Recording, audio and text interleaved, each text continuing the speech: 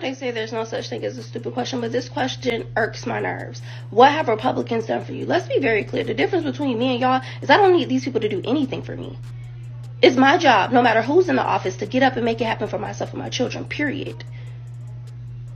All I need them to do is run this country. But one thing that I think everybody can agree on is the demonic Democrats for my life. I believe in my morals, my values, my beliefs. God first, my children immediately after. Period. The demonic Democrats are godless and they hate children. Clearly, they're running a campaign on aborting babies, and then they want to abort babies up until a mom gives birth, bro. That is satanic. I will never get with that. I don't care what the government doing for you. I don't care what them demonic Democrats doing for you, that you have to go against everything. I don't care. I will never subscribe to it.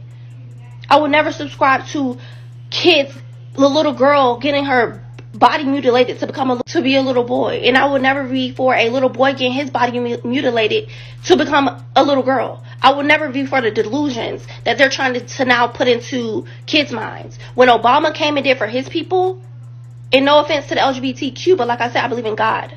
So I believe in man and woman, period. But they forced other people's delusions or what other people believe or what other people believe that they are. That's not for me to argue with it. Whatever you believe you are is whatever you believe you are.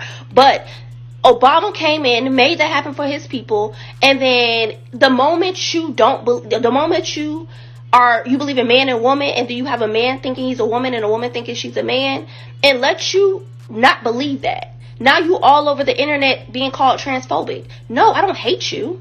I just don't believe what you believe in. I don't believe in your ideologies, and I think that's okay. But they did that, and they made you conform to that. I draw the line at conforming to that with the kids. Bro, they did that with adults. Who cares? There's no way I'm going to be okay with them taking these little kids' minds. Period. They use y'all ignorance to push their satanic agendas. Y'all's ignorance to push their satanic agendas. Y'all ignorance to say you believe in God, but you're pushing satanic ignorance because you're scared or you're fearful. And we all know fear is not of God either. We all know that hate is not of God either. But they use your ignorance against you. And now you're conforming to their satanic agendas. You're conforming to the way of the world.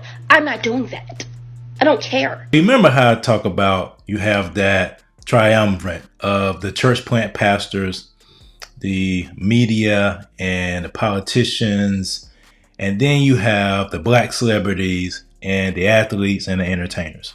You know, the black triangle, the iron triangle that's there to keep black people in the dark, to keep black people ignorant, to keep black people in a permanent state of victimhood. That triangle. Well, another member of that triangle decided to rear his ugly head to keep black people in their place, to keep black people ignorant, namely DL Hughley. And guess who DL Hughley attacked? Janet Jackson. Yeah, he attacked Janet Jackson because Janet Jackson had the audacity to have a thought for herself when it came to Kamala Harris. So Janet Jackson was being interviewed by The Guardian. And you can see that people are in an uproar over what Janet had to say. So Janet, who was being interviewed, was asked about her position on the upcoming election. And an interviewer noted that America, all this identity politics stuff, man, these people love catering to the lowest common denominator. The interviewer noting that America could be on the verge of voting in its first black female president. It's funny how they mentioned that she's the first black female president. They don't ever talk about the first Asian president. Why is it always the first black president? Because they're trying to get this in the minds of black people. Hey, black folks, you have the chance to make history. You better not lose this opportunity to make history. You better get in line and vote for this woman. She's black. She's black. She's black. Identity politics. That's the same tired tactic, the same tired trope that the Democrats use all the time to keep black people in line. Well, here's what Janet had to say. Well, you know what they supposedly said. She's not black. That's what I heard, that she's Indian. And so I guess the interviewer was taken aback by what Janet had to say. And so Janet went on to say her father's white. That's what I was told. I mean, I haven't watched the news in a few days. I was told they discovered her father was white.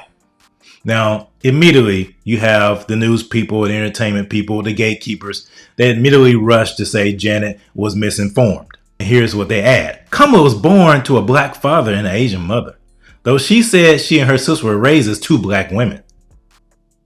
And now they want to tie this to Donald Trump and conspiracy theorists.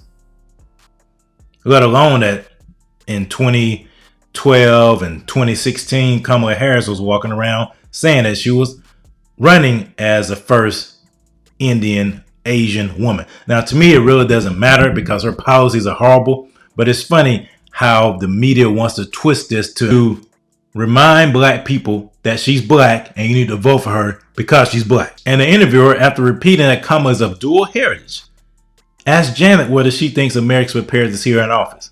I don't know, Janet said. Honestly, I don't want to answer that because I really, truthfully don't know. I think either way it goes, it's going to be mayhem. So at the end of the day, Janet really didn't say much. She repeated some things she's probably heard, but she wasn't really saying much in terms of causing an uproar. Well, you know, this got the black gatekeepers on march. They got the alert from the Democratic white liberal puppet masters. They need to go in here. They got somebody pulling an insurrection. You got to go in and tamp down this rebellion. You have to go in and tamp down this rebellion. And who did they dispatch? DL Hughley. DL Hughley. So this is what he started out with. Janet Jackson's interview sounded like a Trump rally. Really? I've been to a Trump rally. I haven't heard anybody talking about those things at a Trump rally. FYI, it's a little ironic, and here's what they do. See, they don't just come against what you have to say with facts or with their own opinion. They actually have to add insults. That's how you know they are being dispatched to quiet, to chill speech they do not like. They're being dispatched to insult, to disparage you, to quiet you, to beat you into submission so you will never rear your head again and speak out against what the white liberal puppet masters want you to say.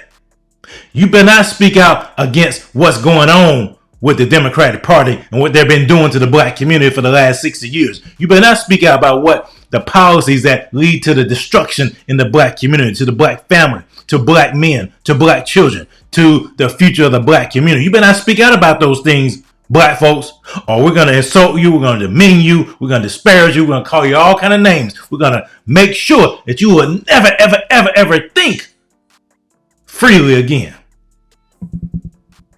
It's a little ironic to question whether someone is black while you're breathing through the nose of a white woman. Do you see that? I'm going to click on this one again. Janet Jackson's interview sounded like a Trump rally. FYI, it's a little ironic to question whether someone is black while you're breathing through the nose of a white woman. Wow. And he went on to say, Kamala Harris looks the way she does because she has a mom from India and a dad from Jamaica. Janet Jackson looks the way she does because she has a plastic surgeon. This is foul, man. This is foul.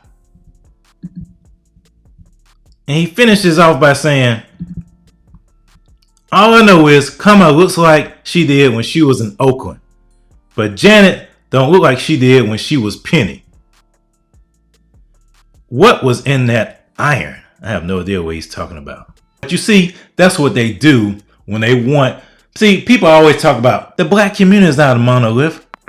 The black community is not a monolith. But yet, if you speak out, especially if you stand for biblical values, if you speak out and say, no, I am a Christian, I'm voting for the candidate that is closely aligned with biblical values. I'm voting for the policies of the candidate that is closely aligned with biblical values. These people will come out of the woodworks to insult you, to demean you, to call you all kind of names, because you have to understand something.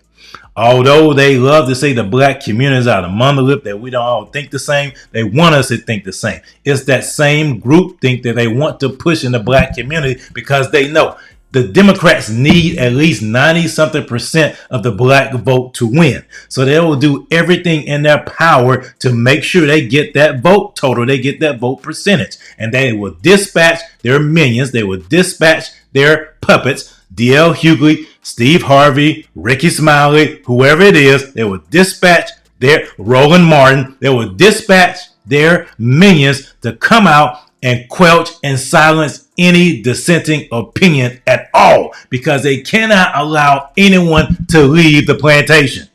Because if you leave the plantation, you'll tell somebody else. If you leave the plantation, you bust that narrative that they have that all black folks are victims. We're not victims. We are empowered for greatness.